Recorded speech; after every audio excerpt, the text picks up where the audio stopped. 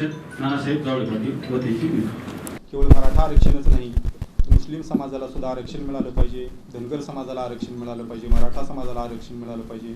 यासाठी गेली 25 वर्ष झालं क्रांतीसूर्य अण्णासाहेब जावळे पाटलांनी लढा दिला, परंतु प्रत्येक सरकारनं आजपर्यंत सर्वांची फसवणूक करण्याचं काम केलं। मुस्लिमांचं आरक्षण रद्द केलं, मराठ्यांचं केलं, धनगरांना तर दिलंच नाही। म्हणजे या महाराष्ट्राचं जातीपातीमध्ये केवळ भांडणं लावायचे, किती दिवस आंदोलन करायचं, हा सर्वांसमोर प्रश्न पडलेला आहे। आज या महाराष्ट्रामध्ये 58 मूक मोर्चे मराठा समाजाचे निघाले, अनेक ठोक मोर्चे झाले, परंतु या समाजाचा वापर केवळ मतापुरता करायचा, छत्रपती शिवाजी महाराजांचं नाव केवळ मतापुरतं घ्यायचं आणि हे आंदोलन शांत कसं करायचं हे काम ह्या सरकारने केलेलं आहे। आज समाजाचा या आरक्षणाचा बाजार या सरकारनं मांडलेला आहे। अनेक सुघोषित पदाधिकाऱ्यांना सोबत घेऊन, कुणाला खासदारकीचा आमिष दाखवून, कुणाला आमदारकीचा आमिष दाखवून, कुणाला महामंडळाचा आमिष दाखवून हे आंदोलन शांत आणि थंड करण्याचं काम आजचं राज्य सरकार करत आहे। केंद्रासोबत जरी भांडायचं असेल तर ती राज्य सरकारची जबाबदारी आहे। आज अनेक तरुण शिक्षण घेऊन आत्महत्या करत आहेत। आज लोहा तालुक्यामध्ये एका शेतकऱ्याने आत्महत्या केली, म्हणून एका बाजूला मराठ्यांचे शेतकरी मायबाप आत्महत्या करत आहेत, शिक्षण घेऊन विद्यार्थी आत्महत्या करत आहेत। म्हणून या पुढच्या काळामध्ये मूक आंदोलनं निघणार नाहीत, तर या महाराष्ट्रामध्ये ठोक आंदोलनं निघतील। ठोस निर्णय नाही झाला तर या सरकारला मात्र पालतं घालून तुडविल्याशिवाय आम्ही गप्प बसणार नाही। बस झाला आता, किती दिवस आंदोलनं करायची, किती दिवस मोर्चे काढायचे। आज समाज मरायचं या मारायच्या भूमिकेमध्ये आलेला आहे। अनेक इतर सुद्धा सर्व समाजाचा, गोरगरीब माणसाचा या आरक्षणाला पाठिंबा आहे, परंतु इतर समाजाचे सुद्धा काही शिळपट नेते, फक्त नेते बरं का, त्या समाज नाही, शिळपट नेते काहीतरी ह्याचा आमचं आरक्षण काढतील, त्यांचं आरक्षण काढतील, परंतु तसं काही होणार नाही। मराठा समाजानं आजपर्यंत आरक्षण मागितलेलं आहे, तर कुणाचंही काढून घेऊन नाही, तर ओबीसीची टक्केवारी वाढवा आणि मराठा समाजाला आरक्षण द्या, ही भूमिका आमची राहिलेली आहे। म्हणून येणाऱ्या काळामध्ये अखिल भारतीय छावा संघटना आणि या महाराष्ट्रातील 25 प्रमुख संघटना आणि अनेक समन्वयक सोबत घेऊन, ज्यांनी 25 वर्ष झालं संघर्ष केला आहे, खरा लढा या महाराष्ट्रामध्ये उभा केला आहे, त्यांना सोबत घेऊन छत्रपती शिवाजी महाराजांची तलवार हातामध्ये घेऊन यापुढची लढाई आम्ही खेळणार। मग या सरकारनं आमच्यावर केसेस दाखल करू अथवा आम्हाला जेलमध्ये टाकू। आज तर आम्ही भूमिका अशी घेतली की त्या ठिकाणची परिस्थिती मी पाहिली, त्या आत्महत्या केलेलं लहान लेकरू आहे, त्या वडिलांची परिस्थिती, की आज तर असं वाटलं की कुठंतरी जाऊन आपणच जीव द्यावा, किती दिवस असा लढा द्यायचा। म्हणून आता एक आम्ही असं विचार केला की इथून उठल्यानंतर इथून गोदावरीकडे जायचं आणि तिथून त्या गोदावरीमध्ये उड्या मारायच्या आणि जलसमाधी घ्यायची, ही भूमिका आम्ही घेतलेली आहे। कारण की आज विद्यार्थ्यांचं ॲडमिशन चालू आहेत, एकतरी सर्व विद्यार्थ्यांची, कुठलाही आज कोरोनाचं संकट आहे, सर्व जाती धर्मामध्ये गरीब माणसं आहेत, म्हणून सर्वांची फीस, सर्व जाती धर्मातील विद्यार्थ्यांची सर्वांची फीस माफ सरकारने केली पाहिजे, गेल्या वर्षीची आणि चालूही फीस, मग ती शाळेची असेल, कॉलेजची असेल, महाविद्यालयाची असेल, सर्वांची फीस संपूर्ण माफ केली गेली पाहिजे, ही आमची आजची भूमिका आहे। जर तसं होत नसेल तर आम्ही 10 मिनिटामध्ये त्या गोदावरीकडे पायी चालत निघणार आहोत आणि त्या ठिकाणी आम्ही सर्वजण जलसमाधी घेणार आहोत। अजून काही विचारायचं आपल्याला काय विचार देतील, नाही दिला तर आम्ही आमचा निर्णय घेतलेला आहे।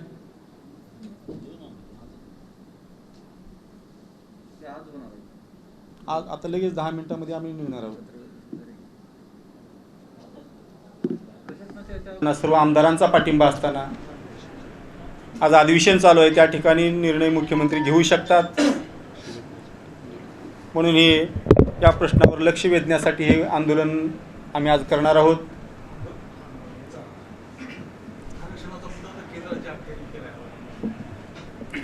आरक्षणाचा मुद्दा केंद्राच्या अखत्यारीमध्ये जरी असला तरी ती राज्य सरकारची जबाबदारी आहे।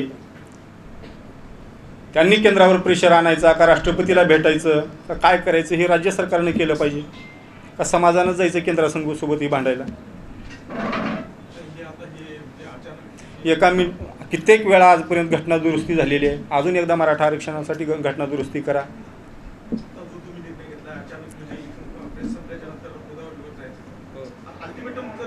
आजची जर आम्ही परिस्थिती पाहिली, MPSCच्या विद्यार्थ्यांना आत्महत्या केली, असले निर्डावलेले अधिकारी आहेत, मुख्यमंत्री समोर येऊन बोलायला तयार नाहीत.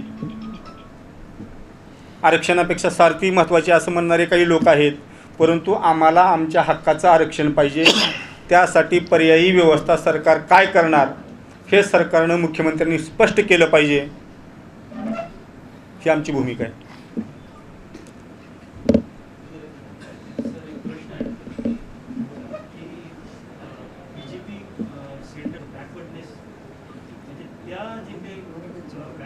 कमिशन आहे ते त्यांना अधिकार आहे. बॅकवर्ड कमिशनचे सेंट्रलचे कमिशनचे जे अध्यक्ष असतात राष्ट्रपती असतात. नंतर सुप्रीम कोर्टाने रिव्ह्यू पिटिशन दाखल केली, सेंटरने रिव्ह्यू पिटिशन दाखल करून सुप्रीम कोर्टात आहे. आणि महाराष्ट्राच्या खासदारांची जबाबदारी तितकीच आहे. सर्वांनी आंदोलनामध्ये सहभाग नोंदविला होता, आमदारांनीही नोंदविला होता आणि खासदारांनी त्यांनी निर्णय घ्यायचा असतो. आंदोलन करण्याची गरज नाही. आज सत्तेसाठी सर्व हरामखोर एकत्र येतात, परंतु आरक्षणासाठी काही एकत्र येत नाही. आज 102 दुरुस्ती केली, त्यावेळेस मराठा आरक्षणाचा विचार केला गेला नाही का? आणि खासदार महाराष्ट्रामधले त्यांनी सह्या त्या ठिकाणी केलेल्या आहेत. म्हणून या दोघांनासुद्धा या पुढच्या काळामध्ये समाज त्यांना नक्कीच धडा शिकवेल. म्हणून या लोकांनी आंदोलनामध्ये उतरण्यापेक्षा पंतप्रधानाला भेटायचं का राष्ट्रपतीला भेटायचं त्यांनी ठरवायचा. हा प्रश्न आमचा नाही. आम्हाला फक्त आरक्षण पाहिजे ही भूमिका आमची आहे. समाज केवळ फक्त मागणी करू शकतो, लढा देऊ शकतो, परंतु त्याच्यावर प्रेशर आणणं राज्य सरकारचं काम आहे. म्हणून आम्ही मुख्यमंत्र्याला टार्गेट करणार. मग ती कुठल्याही पक्षाचा आजपर्यंत आम्ही जो लढा दिला आहे, कुठलंही सरकार असो, म्हणजे ते काँग्रेसचा असेल, BJPचा असेल, राष्ट्रवादीचा असेल, जे सत्तेमध्ये आहेत त्यांच्या विरोधात आम्ही आहोत. आंदोलनाचं स्वरूप काय असणार आहे, म्हणजे कशा प्रकारचं असणार आहे? जसं तुम्ही म्हणाल की आता रक्तरंजित क्रांतीशिवाय काही मिळत नाही, शाळाची ती भूमिका असेल तर मग ठोक आंदोलन. शेवटी जर आम्हाला शिक्षण घेऊन आत्महत्या करावी लागत असेल, शेतामध्ये शिक्षण घेऊन, शेतामध्ये काबाड कष्ट करून फाशी घ्यावं लागत असेल आमच्या मायबापांना, तर करायचं काय? ठोक म्हणजे काय? तर यापुढं ज्या पद्धतीनं अतिरेकी काही उगाच होत नाहीत नक्षलवादी, ही ती अनेक त्यांना अन्याय अत्याचार सहन केलेला असतो, तसं मराठा समाजाने आणि इतरसुद्धा मुस्लिम समाज आहे, धनगर समाज आहे, अनेक वर्षाचा त्यांनीसुद्धा लढा दिलेला आहे. तर प्रत्येकांना आरक्षण मिळालं पाहिजे ही भूमिका आमची आहे. म्हणून या सर्वांना सोबत घेऊन परत एकदा आम्ही नक्षलवादीच बनू. मग नक्षलवादीच बनू. असं फुकट जीव द्यायचा नाही. असले 10-5 खासदार आमदार घेऊन तरी आम्ही जाणार. आव्हान नाही आहे हे. सरकार जे आम्हाला ती तसं बनण्यासाठी हे भाग पडायले, प्रोत्साहित करायले सरकार.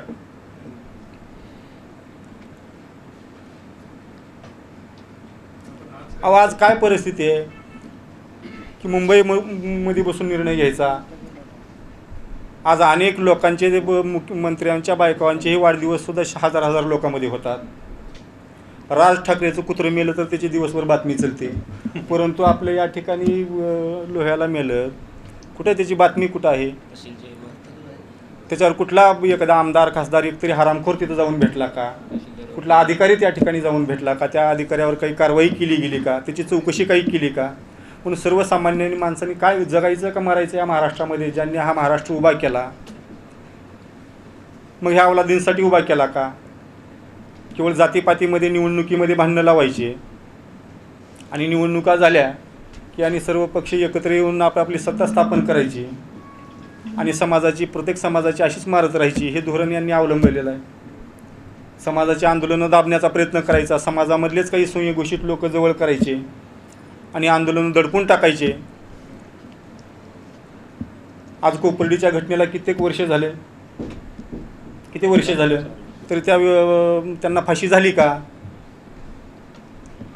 असे अनेक विषय आहेत. केवळ राज्य सरकार आपापली खुर्ची टिकवण्यामध्ये गुंग आहेत, एशीमध्ये बसून निर्णय घेतात आज लॉकडाऊनमुळे जनता त्रस्त आहे. कुठलीही गरज नसताना केवळ आंदोलन होऊ नयेत म्हणून हे लॉकडाऊनचं चाललेलं आहे. आज प्रत्येक पक्षाच्या सभा चालू आहेत, निवडणुकीच्या सभा चालू आहेत. पंढरपूरला पाठीमागे निवडणूक झाली, 5-5 हजार लोकांच्या सभा झाल्या, सैन्याचे मेळावे चालू आहेत. परंतु गरीब माणसाचं जर घरचं जरी कोणी मेलं तरी त्याला 20च लोकांची परवानगी दिलेली आहे, आणि ह्यांचं कुत्रे मेलं तर 100 लोक जमतात. म्हणजे ही जनता महाराष्ट्राची, हा महाराष्ट्र त्यांचा आहे का ह्या हरामखोरांचा 10-5 आमदारांचा ह्या काही लोकांचा महाराष्ट्र आहे. म्हणून यांच्या विरोधात आता कंटाळा आला आहे. म्हणून तर आम्ही आता इथं निघणार आहे 10 मिनिटांमध्ये. फडणवीस म्हणतात आरक्षण देऊ आम्हाला सत्तेत आणलं तर. होते ना सत्तेमध्ये होते. एकतरी असं वाटतंय की हायकोर्टामध्ये हे आरक्षण टिकलं, परंतु सुप्रीम कोर्टामध्ये हे आरक्षण टिकलं नाही. केंद्र आणि राज्याचा एकमेकाच्या विरोधामुळे मराठा आरक्षण टिकलं नाही, हा आमचा आरोप आहे.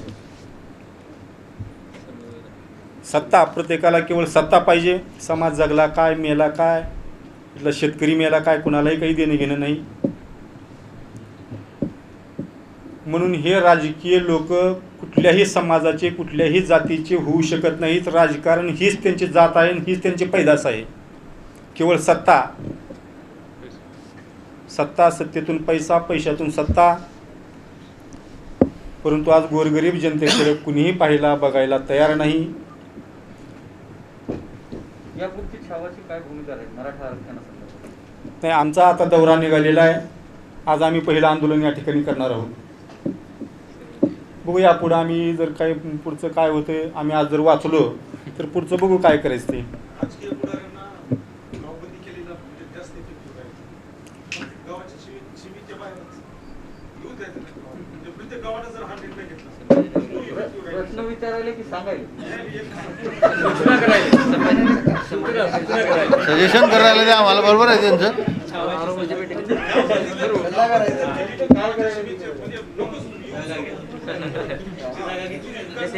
मराठा समाजाचे आरक्षण मिळतो, गरीब आहे त्याला खरंच आरक्षण मिळालं पाहिजे, ही भूमिका अण्णासाहेबांनी घेतली. आणि साहेबांनी मला लाल दिव्याची गाडी मिळाली पाहिजे, मला काही म्हणजे महामंडळ मिळाला पाहिजे, आमदारकी मिळाली पाहिजे, मी त्यांच्याबरोबर खांद्याला खांदा लावून काम करतो.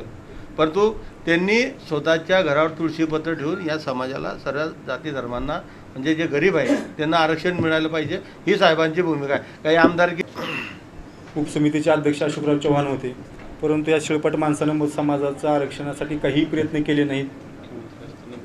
मुख्यमंत्री असताना नाही आणि आता समितीचे अध्यक्ष होऊन बी काही केलं नाही. म्हणून याला कंटाळून, या अशोकरावला आणि त्या मुख्यमंत्र्याला कंटाळून आम्ही आत्महत्या करायला निघालेलो आहोत. बचेंगे तो और भी लढेंगे. आता या ठिकाणाहून आम्ही निघणार. आरक्षणासंदर्भातली राज्याची आणि केंद्राची या दोघांपैकी दुसरी भूमिका कोणाची आता आपल्याला वाटते? दोघांचीही फसवी भूमिका आहे. केंद्राचीही फसवी आहे आणि राज्याचीही फसवी आहे. दोघंही फसवी